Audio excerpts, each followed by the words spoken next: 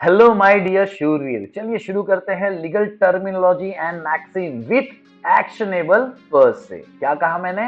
Actionable verb से। जी हाँ, ये लैटिन टर्म है, तो चलिए समझते हैं एक्शनेबल वर्ब से का मीनिंग इंग्लिश में क्या है।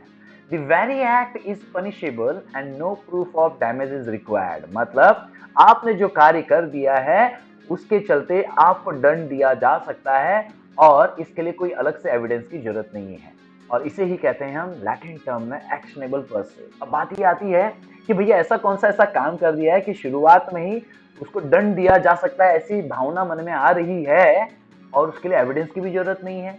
इसको समझने के लिए एक एग्जांपल पे चलते हैं। A statement that obviously damages a persons reputation. किस तरह का स्टेटमेंट जो किसी बंदे का रेपुटेशन डैमेज कर सकता है?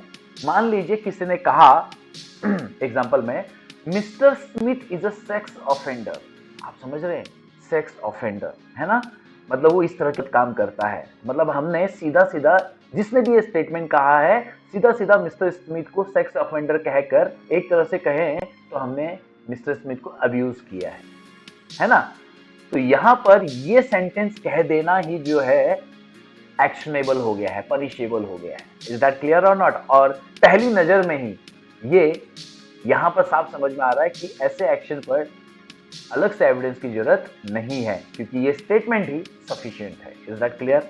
तो इसीलिए बोला गया है, a statement that obviously damage a persons reputation that does not require any reference to circumstance or facts to understand its defamatory meaning। ये जो अपमानजनक करने वाला जो मीनिंग है, इसके लिए कोई अलग से एविडेंस की जरूरत नहीं है, क्योंकि सेक्स ऑफेंडर ये वर्ड ही अपने आप में एक अपमानजनक शब्द है। इज दैट क्लियर और not?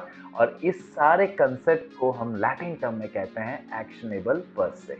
So I believe with the help of this example आपको समझ में आया व्हाट इज एक्शनेबल वर्ब से।